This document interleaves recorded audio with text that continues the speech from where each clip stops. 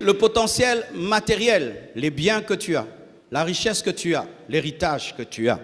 Un jour, un garçon vient me voir et il me demande de l'argent, il se plaint. Mais pendant qu'il se plaignait, je le regardais. Il avait une chaussure d'au moins $500. Il avait un pantalon super 100. Il avait une montre qui coûtait cher. Il sentait un parfum cher. Sa chemise était chère. Sa ceinture était chère. Tout sur lui était cher, mais me parlait comme un pauvre. Alors je lui ai dit, vraiment, je suis très étonné que tu me demandes autant d'argent, parce que je vois que tu as l'argent. Et il était étonné. J'ai dit, ta chaussure là, tu ne peux pas la vendre. La ceinture là, tu ne peux pas la vendre. Et au lieu de mettre des parfums chers comme ça, soit tu as au bachula, il se dit, mais arrête de t'être cher comme ça et investis. Il m'a regardé comme un méchant. Il est parti. Des années après, ce jeune garçon est devenu millionnaire. Pourquoi? Je lui avais appris une chose. Qu'il y a le potentiel dans les biens. Des fois, tu te dis que je n'ai pas un capital pour commencer les affaires. Mais vends ta voiture. Toi, tu veux avoir une voiture, mais sans carburant. Parce que si tu vends la voiture, on va dire qu'aux ont asima. Oza déjà na sima. Oza na mutuka, oza mubola. Donne-moi la main. Hein. Alors, au lieu d'avoir une voiture, tu n'as pas le carburant et tu as un rêve dans ton cœur de commencer une affaire, vends la voiture, marche à pied, mais commence une affaire. Fais l'inventaire de ton potentiel matériel. Tu habites une grande maison à $1000 par mois. Quitte la maison de $1000 par mois, va chercher une maison de $100 par mois, investis le loyer dans les affaires. Quand quelqu'un vient ici, il voit cet écran, mais ce n'est pas qu'un écran. Si l'église a des dettes et je dois payer $20 000 où on nous arrête, n'a tête qui écran. $20 000 n'a qu'au tête en haut.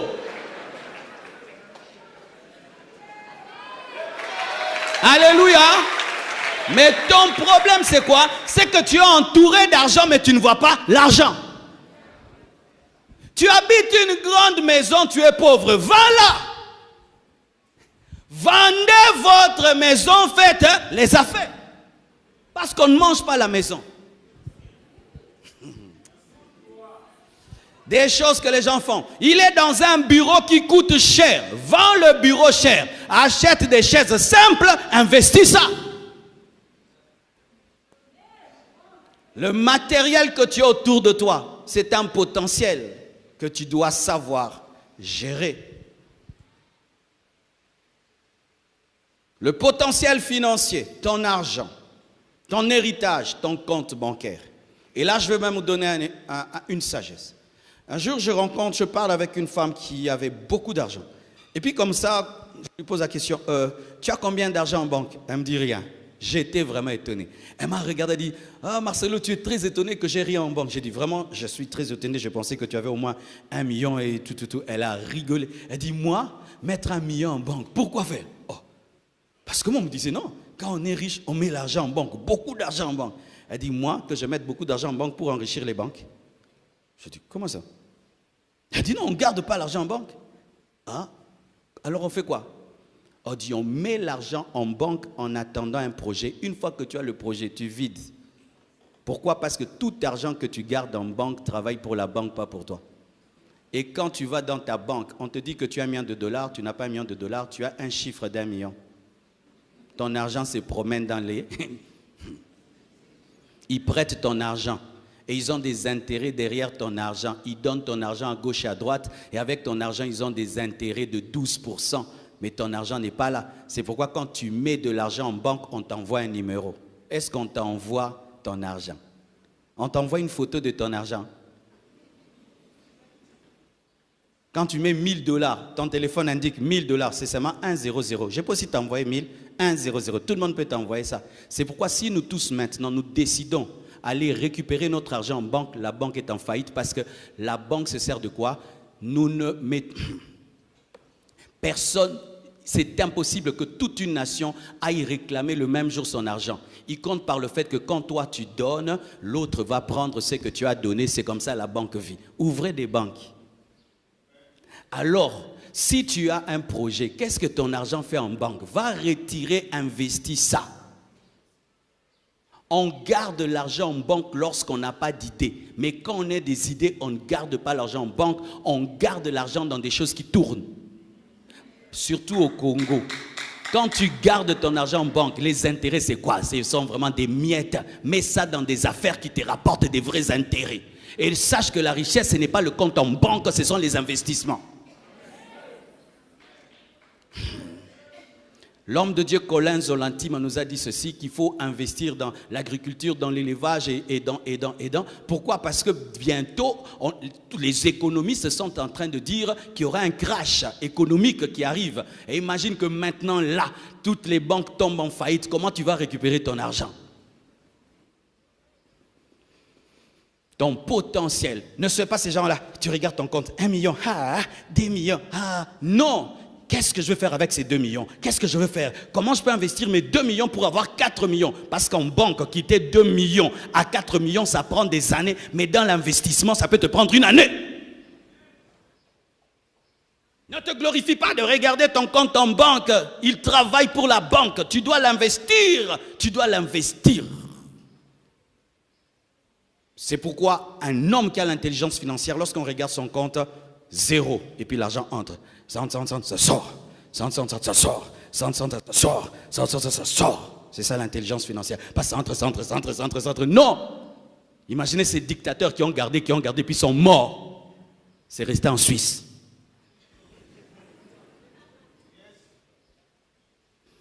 Je quitte là-bas. Je reviens. Aussi, il y a le potentiel social, la famille. La famille que tu as est un potentiel. Pour ceux qui ne savent pas, ce que nous appelons Israël, c'est quoi? C'est la famille de Jacob. Israël, je suis allé en Israël. Israël, c'est quoi? C'est la famille de Jacob. Ce sont les 12 enfants d'un homme qui ont fait Israël. Les 13 enfants d'un homme qui ont fait Israël. Chaque tribu, chaque enfant est devenu une tribu. Et c'est ce qui a fait Israël. Ta famille est un potentiel. Tes amis sont un potentiel. Certains sont devenus des ministres. Comment? C'est son ami qui est devenu ministre qui a fait de lui un ministre. Son ami est devenu président, il a fait de lui un ministre. Alors s'il négligeait cette relation, il ne savait pas qu'il est en train de négliger le fait de devenir un ministre. Les relations que tu as, tu rencontres des personnes élevées qui te donnent leur carte de visite, mais tu perds cela. Nous avons un papa dans cette église. Chaque fois qu'on nous arrête, on l'appelle seulement papa colonel. Il appelle seulement les policiers là. Tu es relâché. Qui connaît ces papas-là? Tu vois, toi, tu n'as pas son numéro. Mais presque nous tous, nous avons son numéro. Ce n'est pas un numéro, c'est un potentiel de liberté. Donne-moi la main.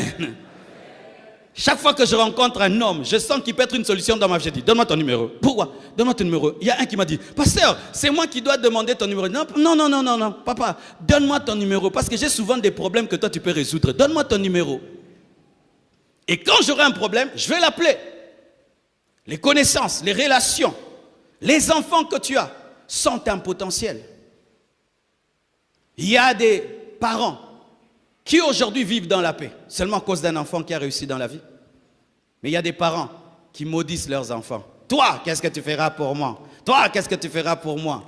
Des mamans qui appellent leurs enfants. Regarde cette prostituée qui appelle leur garçon. Toi, tu es bête. Toi, tu es bête. Toi, tu es un fou. Tu dis ça à qui? À une flèche dans ton carquois. Lorsque Dieu regarde tes enfants, il les appelle quoi? Flèche de ton carquois. Tu peux être là, tu n'as pas eu un diplôme. Ton enfant devient un grand professeur et c'est lui qui t'honore. Mais qu'est-ce que tu fais? Tu négliges tes enfants. Tu ne t'investis pas dans tes enfants. Tu ne pries pas pour eux. Tu ne les éduques pas. Tu ne leur donnes pas les meilleures études que tu puisses leur offrir. Des parents qui s'habillent bien, qui se véhiculent bien, qui mangent bien. Mais les enfants étudient dans des mauvaises écoles. Dépouille-toi pour faire étudier tes enfants dans les meilleures des écoles. C'est ta flèche, c'est ton futur. Comment tu peux être si bien habillé, mais tes enfants n'étudient pas? Et tu te plains, mes enfants n'étudient pas. Tu ne peux pas vendre tes vêtements. Ma mère a vendu ses pagnes. Ma mère a vendu ses bijoux pour que j'étudie. Ma mère était couturière, mais elle s'est dépouillée de tout pour que j'étudie. Aujourd'hui, je suis sa fierté. Ton potentiel, tes enfants. Ton potentiel, tes parents. Tes parents, c'est un potentiel. Aujourd'hui, si un fils Mobutu dit « Je suis Mobutu », malgré tout ce que son père a fait, on va bien le recevoir, hein? Vrai ou faux? C'est seulement on dit « C'est le fils de Mobutu », après le qui je dois le recevoir. Je vais le recevoir, Bandeko. Pourquoi? À cause du nom. Alléluia. Tes parents sont un potentiel. Certains ont des mauvais parents qui ne les éduquent pas, qui ne travaillent pas à leur futur. Mais d'autres ont des parents merveilleux qui se battent pour que tu étudies, que tu manges, certains même que tu te maries, mais tu ne prends pas soin de tes parents. Tu ne t'occupes pas d'eux, tu ne les appelles pas, tu ne causes pas avec eux. Un potentiel que tu négliges. Mes frères et sœurs, mes parents m'ont sauvé de beaucoup de choses. Mes parents m'ont délivré de beaucoup de choses. Mes parents, aujourd'hui, deviennent pour moi des conseillers, des repères. Ma mère, chaque fois que je voyage, elle prie. Des fois, elle entre en retraite seulement parce que j'ai une croisade quelque part. Ton potentiel, c'est ton conjoint, ta conjointe. Dans ta vie, Dieu a placé un homme. Dieu a placé une femme. Sans Adam, Ève ne peut engendrer Abel. Ève ne peut engendrer Caïn. Et sans Ève, Adam ne peut engendrer Abel, engendrer Caïn et engendrer Seth. C'est-à-dire que tu as le potentiel de la multiplication, mais c'est impossible que tu vives la multiplication sans Ève et sans Adam. Considères-tu ton mari? Considères-tu ta femme? C'est un potentiel que Dieu t'a donné pour devenir grand. Je connais une servante de Dieu de ce pays. Elle a un potentiel extraordinaire de chanter. Son mari a un potentiel d'organiser. Son mari organise sa musique. Aujourd'hui, c'est la grande Dena que vous connaissez. Dena chante extraordinairement, mais son mari organise extraordinairement. Vous connaissez tous la grande servante de Dieu américaine, Joyce Meyer. Elle enseigne terriblement, mais c'est lui qui gère ses finances, c'est son mari, qu'on ne voit pas, il ne prêche pas. Mais si elle a ce ministère-là, c'est son mari qui, dans le secret, organise tout. Elle vient, elle prend seulement le micro, elle parle, mais son mari organise tout. Considérez-vous cela. Frères et sœurs, mais le plus grand potentiel, c'est Jésus. C'est le Saint-Esprit et c'est le Père. Tu peux dire que moi, je n'ai pas l'intelligence, je n'ai pas de beauté, je n'ai pas une grande famille, je n'ai pas. Mais si tu es chrétien, tu as Jésus. Et si tu as Jésus, tu as le Père. Et si tu as le Père, tu as le Saint-Esprit. Il n'y a pas de chrétien vide. Il n'y a pas de chrétien vide. Il n'y a pas de chrétien vide. Si tu dis que tu n'as pas de ministère, tu as Jésus. Si tu dis que tu n'as pas de don spirituel, tu as Jésus. Si tu dis que tu ne sais pas chanter, tu as Jésus. Un chrétien a toujours quelque chose. Et non, il a toujours quelqu'un. Jésus, le Saint-Esprit, le Père. Dis, j'ai le Père en moi. Le créateur du ciel et de la terre, je l'ai. Donc le ciel et la terre sont à moi. Alléluia. Tu as un potentiel divin, une personne. Tu as une personne en toi. Je dis, tu as une personne en toi. Tu as une personne en toi.